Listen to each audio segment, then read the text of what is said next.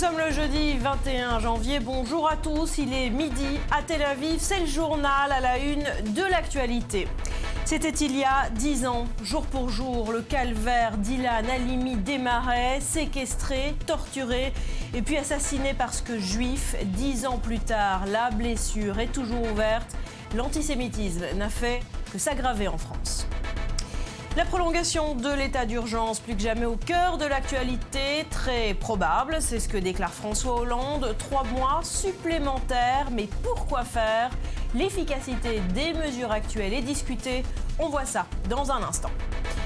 Un Premier ministre français et socialiste dans l'antre de la finance mondiale. C'est une première. Mission séduction pour Manuel Valls aujourd'hui à Davos.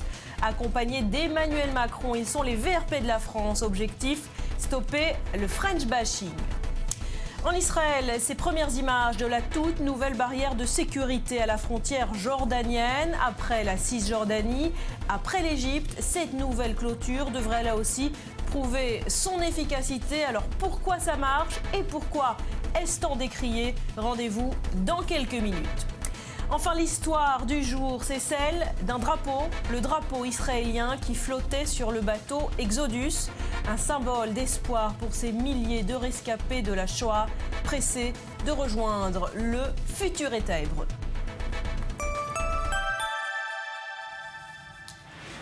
Bienvenue à tous. C'était donc le 21 janvier 2006. La vie d'Ilan Halimi basculait dans l'horreur. Attiré dans un guet-apens, ce juif âgé de 23 ans était enlevé par le gang des barbares. Séquestration, coups, brûlures et puis l'agonie. 10 ans plus tard, cette blessure est loin d'être refermée. Joseph Emmanuel. C'est le 21 janvier 2006 que la vie d'un jeune vendeur de téléphone bascule. Ilan Halimi, 23 ans, est enlevé en région parisienne, attiré dans un guet-apens par une jeune fille qui fait office d'appât. Le jeune homme sera torturé pendant 24 jours dans une cave d'une cité HLM de Bagneux. Il est découvert agonisant 3 semaines après l'enlèvement, laissé pour mort par ses ravisseurs le long des voies ferrées du RERC à Sainte-Geneviève-des-Bois. Ilan décédera lors de son transfert à l'hôpital. L'autopsie révèle des brûlures sur 80% de son corps, de multiples hématomes, plaies et contusions, mais le médecin légiste conclut qu'aucun des coups portés n'a été mortel. Ilan est mort de l'ensemble des violences et tortures subies durant 24 jours. Ses ravisseurs, surnommés le gang des barbares, voulaient obtenir une rançon. Un gang composé de 27 personnes, chacune a un rôle précis, geôlier, gardien, rabatteur ou tortionnaire, tous gravitent autour d'un chef, Youssouf Fofana. La France découvre avec effroi son visage. Violence, antisémitisme, des milliers de Français, choqués, descendent dans les rues pour dénoncer ce crime barbare. Avant Ilan Halimi, le gang des barbares avait tenté une dizaine d'enlèvements et toutes les personnes visées étaient de confession juive. Le motif du crime est reconnu comme crapuleux et antisémite. Il s'agissait d'extorquer de l'argent à la famille de la victime, supposée riche car juive. Le 15 février, Fofana fuit en Côte d'Ivoire avant d'être arrêté puis extradé vers la France. Il est le seul des 27 accusés à être condamné à perpétuité. Après avoir été enterré en France, le corps d'Ilan Halimi repose désormais dans un cimetière de Jérusalem. Alors Lise, malgré l'évidence, il y a encore des gens aujourd'hui qui estiment que le mobile n'était pas antisémite. Oui, ça paraît choquant. Pourtant, dès le début de l'affaire, le motif antisémite a été étouffé, notamment par le procureur de Paris de l'époque, Jean-Claude Marin. Le 17 février 2006, 4 jours après la mort d'Ilan, on parlait surtout de l'aspect crapuleux. Il a fallu attendre le 20 février pour que le juge d'instruction retienne enfin la circonstance aggravante de crimes commis en raison d'appartenance à une religion. Pourtant, et on va le voir très vite, dans les propos même des agresseurs, cet argument antisémite est très vite utilisé. Oui, un des membres du gang des barbares le disait au juge d'instruction à l'époque. Il s'est attaqué à Ilan car il était juif et je cite, un juif c'est riche. 3 autres personnes ont admis que la judaïté d'Ilan a été un motif supplémentaire d'acharnement et la mère d'Ilan le disait aux médias, si Ilan n'avait pas été juif, il n'aurait pas été assassiné. Elle disait même que les policiers avaient écarté le mobile antisémite pour ne pas s'aliéner l'opinion musulmane en France. Et puis du côté de la société civile aussi, on doute doute encore aujourd'hui du caractère antisémite de cette attaque. Oui, sur Internet, on a des débats qui pullulent avec des thèmes comme Ilan Halimi, meurtre antisémite ou simple fait divers. Il faut rappeler que la presse était très frileuse à l'époque. Elle a attendu le 21 février pour parler d'antisémitisme, soit 8 jours après la découverte d'Ilan, peut-être par prudence à cause de la fausse agression du RERD en 2004, la fausse agression antisémite. Voilà, alors dans ces arguments, une voix s'y est ralliée, c'est l'avocat de Lapa, cette jeune femme qui a attiré Ilan Halimi dans le guet-apens. Elle a même publié un livre pour démonter tout simplement le motif antisémite. Oui, Gilles Antonovitch a écrit le livre « L'affaire Halimi du crime crapuleux au meurtre antisémite, histoire d'une dérive ». Il dit que Fofana s'est proclamé antisémite simplement après son arrestation pour attirer l'attention des médias, alors qu'on sait que le gang des barbares avant Ilan avait ciblé des personnalités juives comme Ronnie Broman, président de Médecins sans frontières, ou l'avocat Joseph Cohen-Saban. Voilà, et puis 10 ans plus tard, on en est là aujourd'hui. La mémoire d'Ilan continue d'être salie par des actes antisémites quasi quotidiens. La plaque posée à Bagnan en sa mémoire a été brisée en mai 2015 et les politiques se sont indignés. Jack Lang parle d'un antisémitisme vigoureux en France et 10 ans plus tard, bilan catastrophique, Toulouse, l'hypercachère et des centaines d'autres agressions. Merci Lise Barenbaum. Alors précisément, pour de nombreux responsables de la communauté juive, l'assassinat d'Ilan Halimi aurait dû sonner l'alerte, réveiller les autorités. Mais en 10 ans, les actes antisémites ont continué de grimper et ont tué de façon tragique. Retour sur 10 ans d'antisémitisme en France avec Jonathan Serrero. Entre 2005 et 2014, le nombre d'actes anti-juifs est passé de 508 à 851. Le nombre de 810 agressions antisémites sont atteints en 2015. Les attaques antisémites ont débuté lors de la seconde intifada. En 2003, Sébastien Selam, alias DJ Lamsé, est tué en plein Paris par son voisin de palier. Le jeune homme est mort parce que juif. Son assassin a laissé le corps de sa victime dans une mare de sang, criant « J'ai tué un juif, j'irai au paradis ». Mais la justice déclare le meurtrier irresponsable. Le mobile antisémite n'est pas reconnu. 3 ans plus tard, toujours à Paris, au mois de février 2006, Ilan Halimi, jeune juif vendeur dans une boutique de téléphones portables, est torturé à mort par Youssouf Fofana et son gang des barbares. Cette fois, le caractère anti-juif est avéré au terme d'un long procès. Nicolas Sarkozy, alors ministre de l'Intérieur, qualifie le meurtre d'antisémitisme par amalgame. C'est la première fois en France depuis la Seconde Guerre mondiale qu'un juif est tué en raison de sa religion. L'antisémitisme dénoncé en décembre 2009 par l'ancien chef de l'État, Jacques Chirac, lors de la remise du prix Ilan Halimi. J'ai déjà eu l'occasion de le dire, l'antisémitisme n'est pas une opinion, c'est une perversion. Une perversion. Et une perversion qui tue. Toulouse, 19 mars 2012, Mohamed Merah abat le rabbin Jonathan Sandler, ses 2 enfants, Gabriel et Arié, âgés de 3 et 6 ans. La petite Myriam Monsonego, 8 ans, tombe sous les balles du terroriste. Aujourd'hui est une journée de tragédie nationale parce qu'on a assassiné de sang-froid des enfants. Parce qu'un tueur est rentré dans une école de confession juive. C'est une ignominie. Et je devais être là pour exprimer à ces familles meurtries, mais aussi à cette école juive, car c'est une école juive qui a été visée, l'antisémitisme s'ajoutant à l'abjection. La communauté juive de France est sous le choc. La haine anti-juive portée à son paroxysme le 9 janvier 2014, lorsqu'Amédi Koulibaly fait irruption dans l'hypercachère de la Porte de Vincennes à Paris, armé de sa Kalachnikov. Il tue Johan Cohen, Philippe Braham, François-Michel Saada et Yoav Ratab, tous assassinés parce que juifs. Le 24 mai 2014, Mehdi Nemmouche, jeune Français originaire de Roubaix, tue 4 personnes, dont un couple de touristes israéliens en visite au musée juif de Bruxelles. Et la France cherche aujourd'hui tous les moyens pour prévenir le terrorisme. L'état d'urgence sera probablement prolongé. Formellement, il s'arrête le 26 février, mais François Hollande souhaite l'étendre au-delà des 3 mois réglementaires. Océane Nicole. Prolonger l'état d'urgence, c'est la volonté du président français, une décision qui doit être prise dans les prochains jours selon l'Elysée. Au lendemain des attentats du 13 novembre, François Hollande avait pris des mesures exceptionnelles devant le Congrès à Versailles. L'état d'urgence avait été adopté puis prolongé une première fois de 3 mois jusqu'au 26 février. Mais à quelques semaines de la date butoir, le chef de l'État souhaite de nouveau reconduire ce dispositif. Une loi est en préparation pour être présentée en Conseil des ministres dès la première semaine de février, un dispositif qui maintient la capacité de la France à se protéger à son niveau maximal. Le président de la République a évoqué devant nous, et d'ailleurs ceci est pour partie lié au délai d'adoption, l'éventuelle prolongation de l'état d'urgence. Mais je rappelle que ceci doit obéir à une procédure. Le Parlement doit donc être saisi d'un texte présenté en Conseil des ministres avec l'avis préalable du Conseil d'État. L'état d'urgence permet en effet des mesures exceptionnelles et des moyens considérablement renforcés pour lutter contre le terrorisme. Des perquisitions à domicile peuvent être menées de jour comme de nuit. Les forces de sécurité sont massivement déployées. Les policiers peuvent désormais être armés hors de leurs heures de travail. L'état d'urgence permet aussi d'interdire les déplacements dans certaines zones et permettre des assignations à résidence.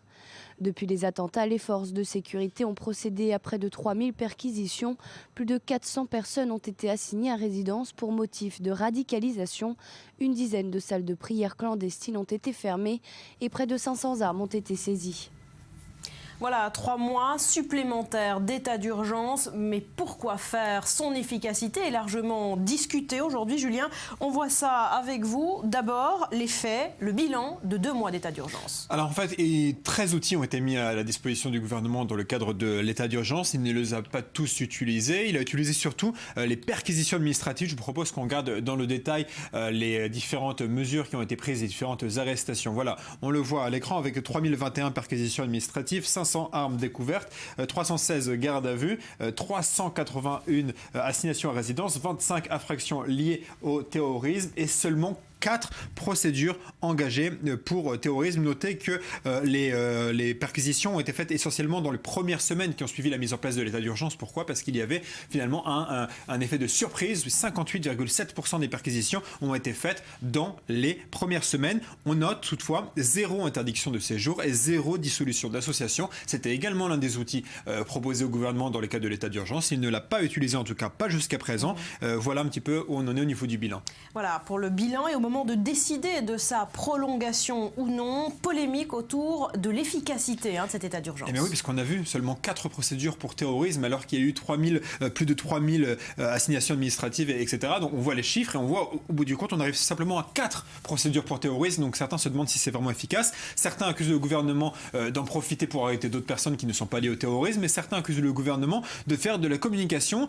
C'est ce qui a été reproché à Manuel Valls, qui a été pris à partie samedi soir sur le plateau de France 2. Regardez. Ça a permis des centaines de perquisitions. 3000. De découvrir des dizaines d'armes, et notamment d'armes de guerre, d'ouvrir des enquêtes. Où on mêle plusieurs enquêtes, plusieurs 25 dizaines. infractions en lien avec le terrorisme. 4 procédures antiterroristes et une mise en examen. Oui, mais les enquêtes ne sont pas terminées. Il y a eu 6 tentatives d'attentat depuis plusieurs mois déjouées. Oui, c'est utile d'assigner des personnes qui ont un lien avec la mouvance radicale, donc c'est utile. Vous me parlez de communication, mais un pays aussi a besoin de se sentir rassuré. A donc besoin que l'exécutif, non pas seulement... C'est pour rassurer? Non, il faut à la fois... C'est pour rassurer l'état d'urgence? Il faut C'est pas pour l'efficacité? Il faut rassurer, protéger et évidemment être efficace. On l'entend à demi-mot. C'est aussi pour rassurer l'état d'urgence. Notez toutefois que la justice a validé quasiment systématiquement. Le Conseil constitutionnel a validé l'état d'urgence. Et toutes ces personnes qui se sont retournées vers la justice pour dénoncer une mesure de l'état d'urgence, en général, la justice a tout le temps donné raison à l'État et aux forces de l'ordre. Merci Julien. L'Europe et tous les défis auxquels elle fait face, économie, immigration, terrorisme, sont au cœur du 2e jour des travaux du Forum de Davos. Ce jeudi, les débats se poursuivent et comme chaque année, tout le gratin politique et financier mondial est présent et on s'arrête ce jeudi sur la présence d'un homme. Son nom, Manuel Valls. Il est le premier chef de gouvernement socialiste en exercice à se rendre à Davos.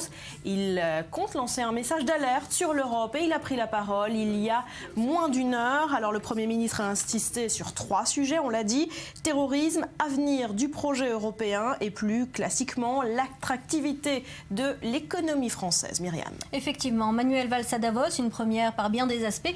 Manuel Valls qui a pris Davos pour ce qu'il est, un carrefour de réflexion sur les problèmes du monde. Alors les sujets dont il a voulu parler, eh bien, s'en ressentent immédiatement. Terrorisme et migrants en tête de liste. Et puis Valls a également voulu mettre en garde contre la dislocation de l'Union européenne.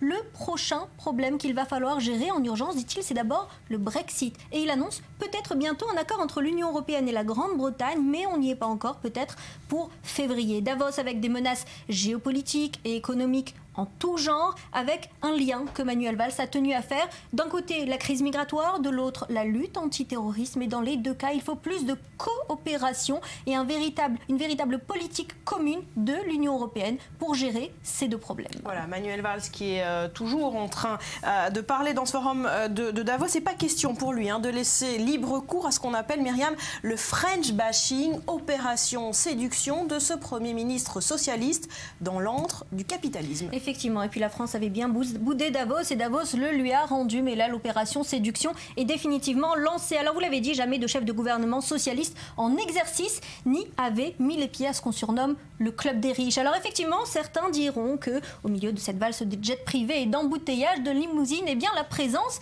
d'un socialiste fait peut-être tâche. Eh bien non, dit Manuel Valls, il est temps de réconcilier le monde de l'entreprise et également les socialistes. Il faut dialoguer, dit-il, prenons Davos pour ce qu'il est, un endroit où il faut être présent. Réaffirmer donc la proximité de la gauche avec le monde de l'entreprise et vendre enfin les start-up françaises. Alors cette inflexion, c'est celle d'Emmanuel Macron, c'est celle de Manuel Valls. Ils ont pour l'occasion un instant mis leur rivalité de côté, pas beaucoup plus loin que dans ces Alpes suisses. Pour vendre ce même objectif, il faut aujourd'hui donner une inflexion sociale et libérale. C'est leur leitmotiv, c'est ce qu'ils incarnent aujourd'hui et c'est également ce que Emmanuel Macron a incarné il y a tout juste quelques semaines à Las Vegas lors du salon des nouvelles technologies où lui aussi il a voulu une fois de plus remettre la France à l'honneur dans ce monde libéral. Voilà, il est reçu comme une rockstar aux États-Unis. Ce sera peut-être le cas aussi en Suisse aujourd'hui. Merci beaucoup. Myriam, il est 12h17 exactement sur I24. C'est le journal et tout de suite l'essentiel de l'actu en 3 titres avec vous, Daniel Atlan.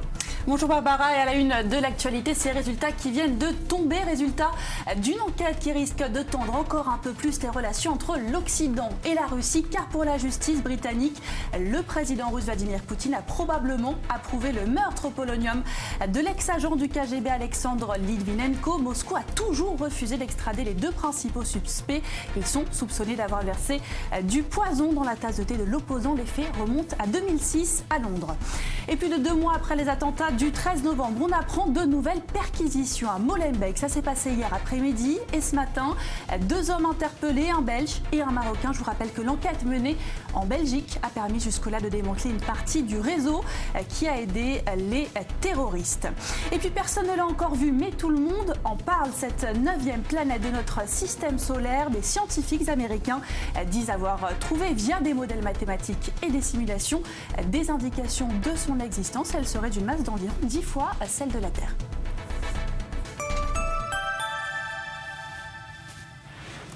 Merci Daniel. On jette tout de suite un coup d'œil à la météo de ce jeudi. –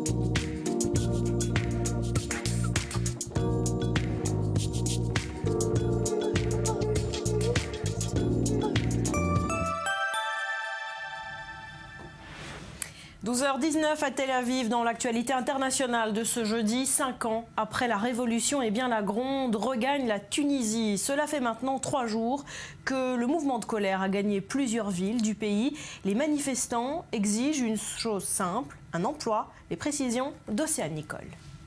Les manifestants jettent des pierres, les policiers y répondent par des gaz lacrymogènes et des canons à eau.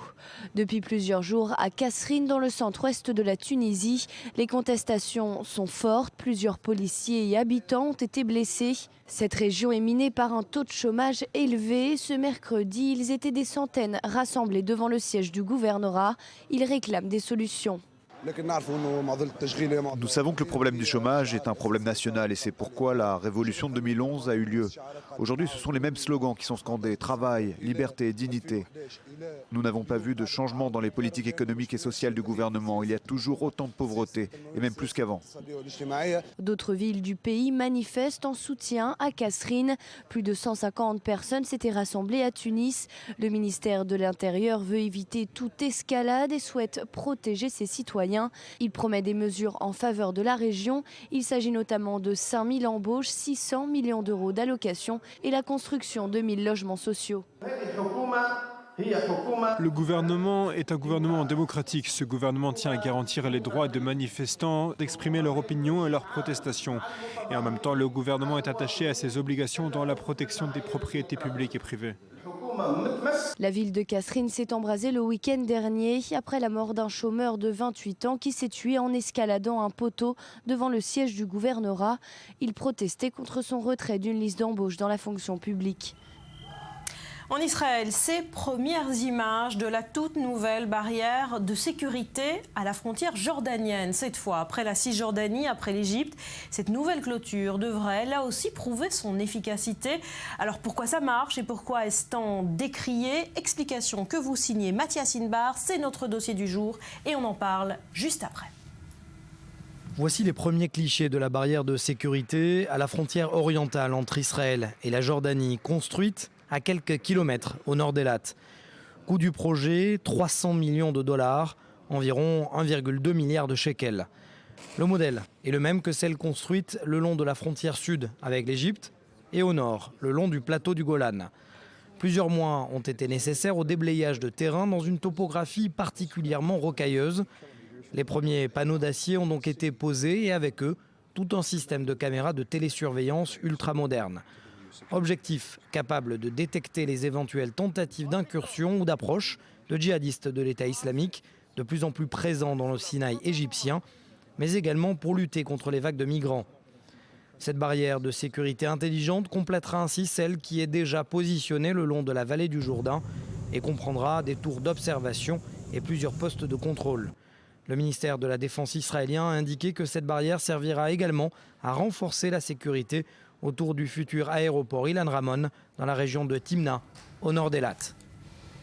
Voilà, Israël et ses barrières. C'est donc le dossier de ce jeudi. Des projets, Mathias, qui semblent pharaoniques. À quelles menaces répondent ces barrières ? Alors écoutez, il y a plusieurs barrières, vous l'avez dit. Il y a la barrière, ce mur de séparation en Cisjordanie, on le sait. Cela a été créé et pensé surtout au lendemain des attentats de la deuxième intifada des années 2000, c'est-à-dire pour éviter qu'il y ait des candidats aux attentats suicides.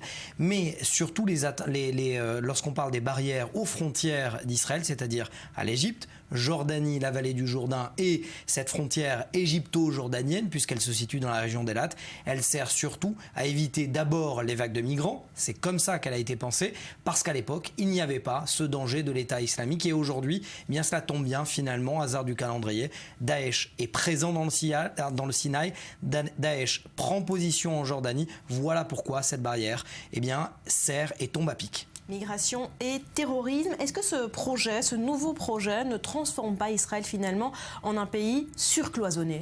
Alors, les barrières de sécurité, lorsqu'elles sont placées à la frontière du plateau du Golan, à Majal Shams par exemple, qu'elles soient placées en Égypte ou à cette frontière égypto-jordanienne, la frontière orientale, elles ne posent pas de débat, tout simplement parce qu'elles servent à protéger Israël. Israël a le droit de se protéger. En effet, il y a ce débat de surcloisonnement en Cisjordanie parce que cela transforme finalement la topographie de la Cisjordanie, la géopolitique de la Cisjordanie. Mais en créant de facto des frontières, exact. C'est l'argument. C'est l'argument de la gauche israélienne et des organisations des droits de l'homme. En revanche, Et force est de constater, et ces associations le constatent également, qu'il y a une réduction de 80% d'attentats clairement à l'intérieur d'Israël grâce à ce mur de séparation qui part de quasiment, on va dire, du nord de Jérusalem, c'est-à-dire de Shoua Fatma à l'Adomim, et qui va jusqu'au cœur de la Cisjordanie. Merci Mathias Inbar pour ces précisions. Au chapitre diplomatique, nouvelle manœuvre unilatérale palestinienne. Ramallah essaye cette fois d'arracher à l'ONU une résolution qui établirait l'illégalité des implantations juives en territoire palestinien. Explication Maxime Pérez. Nouvelle bataille diplomatique en vue pour Israël au Conseil de sécurité. À Jérusalem et Ramallah, on confirme que les Palestiniens travaillent à une résolution rendant illégales les implantations juives de Cisjordanie. Illégales au regard du droit international et constituant également un obstacle à la paix. Le sujet aurait été une première fois évoqué à Paris il y a quelques semaines lors d'une visite de Riyad al-Maliki, le ministre des Affaires étrangères palestinien. Laurent Fabius, son homologue français, n'y aurait pas été insensible.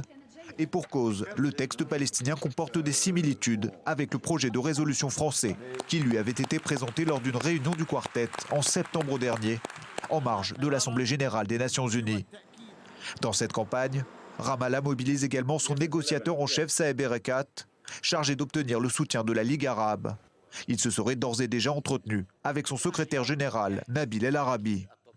Ça n'est pas la première fois que les Palestiniens tentent d'accentuer l'isolement de l'État hébreu, mais les responsables israéliens redoutent une volte-face de Laurent Fabius. Pressenti sur le départ du Quai d'Orsay, le chef de la diplomatie française pourrait céder aux pressions palestiniennes. Une fois de plus, ce sont les États-Unis qui joueront les arbitres. Washington appliquera-t-il son droit de veto pour protéger son allié ? Rien n'est moins sûr et Benjamin Netanyahou tentera de s'en assurer à Davos ce jeudi, où il doit notamment s'entretenir avec le secrétaire d'État américain, John Kerry. À suivre dans le journal, elle est presque aussi excentrique que lui. Sarah Palin se joint à Donald Trump dans la course vers la présidence.